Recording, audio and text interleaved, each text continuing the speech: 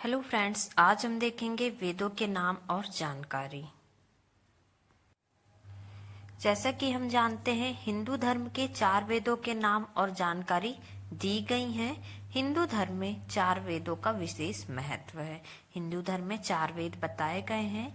वेद सनातन हिंदू धर्म के प्रमुख और सर्वोच्च ग्रंथ है।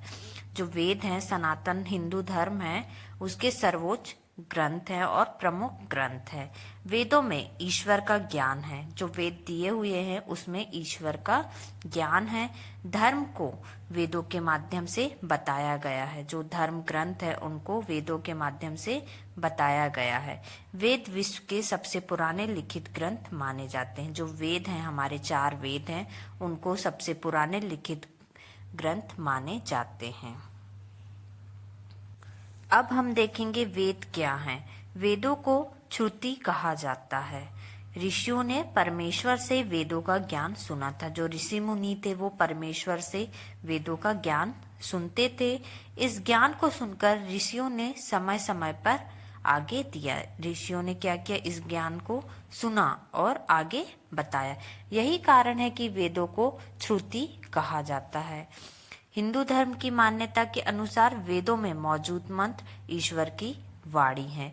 जो हिंदू धर्म की मान्यता ये है कि जो वेदों में मंत्र उपस्थित है वो किस ईश्वर की वाणी है। वेदों की रचना स्वयं ईश्वर के द्वारा मानी जाती है। जो वेदों की रचना है वो ईश्वर के द्वारा ही मानी जाती है। ऋषियों ने ईश्वर का ज्ञान प्राप्त करके आगे पहुंचाया था। जो ऋषि मुनि थे उन्होंने ईश्वर का ज्ञान प्राप्त किया और आगे बताया। वेद में धर्म का ज्ञान है और ईश्वर के अस्तित्व को गहनता से समझाया गया है। जो वेद है उसमें धर्म का ज्ञान है और ईश्वर के अस्तित्व को समझाया गया है। वेदों में आयुर्वेद, ज्ञान, ज्योतिष, भूगोल, गणित इत्यादि को बताया गया है। जो वेद हैं, हमारे 4 वेद है, उसमें आयुर्वेद बताया गया है, ज्ञान बताया गया, ज्योतिष बताया गया, भूगोल, गणित इत्यादि को बताया गया है। वेदों में हिंदू धर्म के कई रीति रिवाज का भी जिक्र है। वेदों में हिंदू धर्म के जितने भी रीति रिवाज होते हैं उनके बारे में भी बताया गया है। अब हम देखेंगे ऋग्वेद। ऋग्वेद सनातन धर्म में सबसे प्रथम और प्राचीन ग्रंथ माना जाता है। जो ऋग्वेद ग्रंथ है, जो सनातन धर्म है, उसमें सबसे पहला और सबसे पुराना ग्रंथ माना जाता है।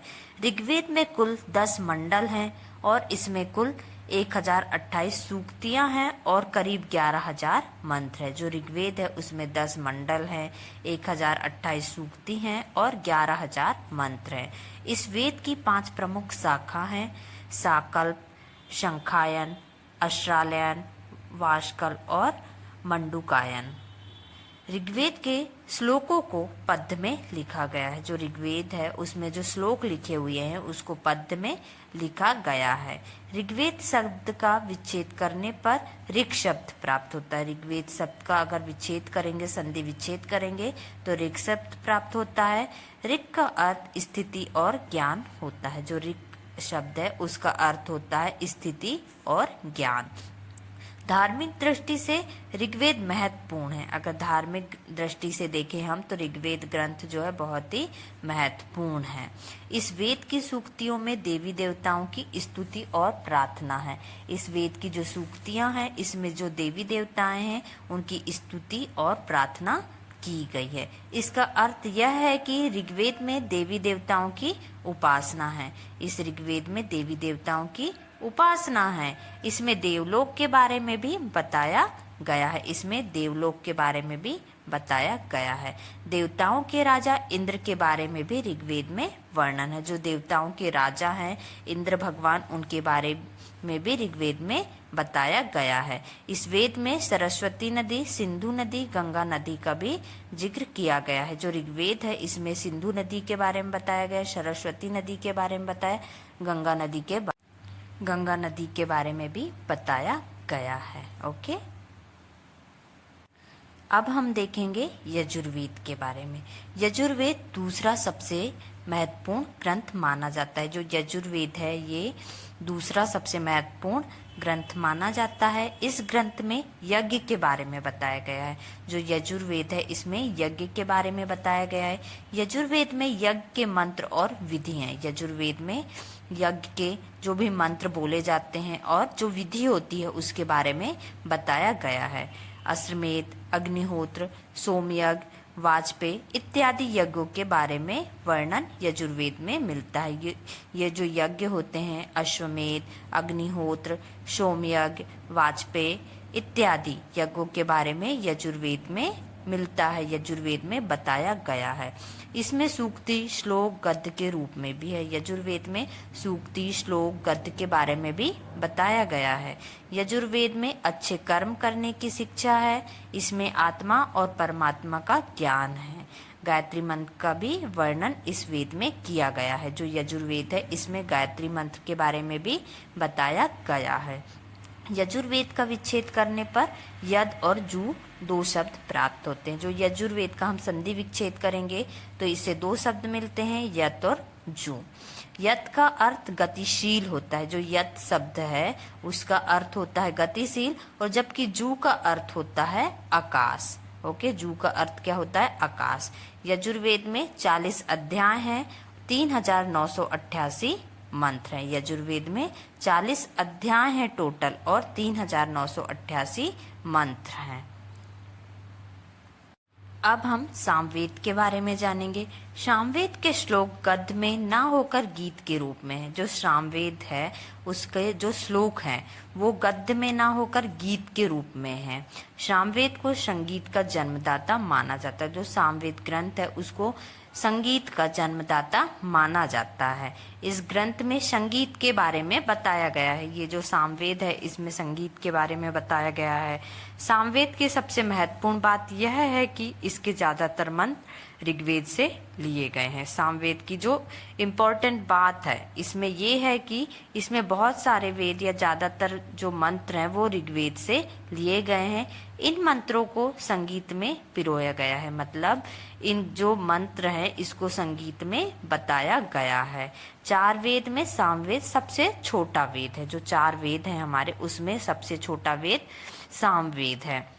सामवेद का विच्छेद करने पर साम शब्द प्राप्त होता है और साम का अर्थ संगीत या रूपांतरण होता है। सामवेद में वीणा, नादी और वाद्य यंत्रों का भी जिक्र है। जो सामवेद है उसमें वीणा, नादी और वाद्य यंत्र होते हैं उसके बारे में बताया गया है। इस ग्रंथ में करीब 1824 मंत्र हैं। सामवेद में इंद्रदेव और अग्निदेव को बताया गया है। ओके, इस ग्रंथ में कितने मंत्र हैं? 1824 मंत्र हैं और इसमें इंद्रदेव और अग्निदेव के बारे में बताया गया है और इसमें कुल 75 ऋचाएं हैं। ओके, अब हम देखेंगे अथर्ववेद के बारे में। अथर्ववेद इस ग्रंथ में कुल 24 मंडल हैं, जबकि 5687 मंत्र हैं। जो अथर्ववेद है उसमें कुल 20 मंडल हैं और 5687 मंत्र हैं। अथर्ववेद में चिकित्सा पद्धति के बारे में जानकारी दी हुई है। अथर्ववेद है उसमें चिकित्सा के बारे में बताया गया है। आयुर्वेद के बारे में सर्वप्रथम जानकारी इस वेद में है। जो आयुर्वेद है उसकी जानकारी सबसे पहले अथर्ववेद में बताई गई है। जादू टोना और चमत्कार का जिक्र भी अथर्ववेद में ही मिलता है। जो जादू टोना होता है और जो चमत्कार होता है उसके बारे में भी अथर्ववेद में बताया गया है। अथर्ववेद में ऐसा माना जाता है कि ईश्वर ने इस वेद का ज्ञान सर्वप्रथम महर्षि अंगिरा को दिया था। ऐसा बताया जाता है कि इस वेद का ज्ञान सबसे पहले महर्षि अंगिरा को दिया था।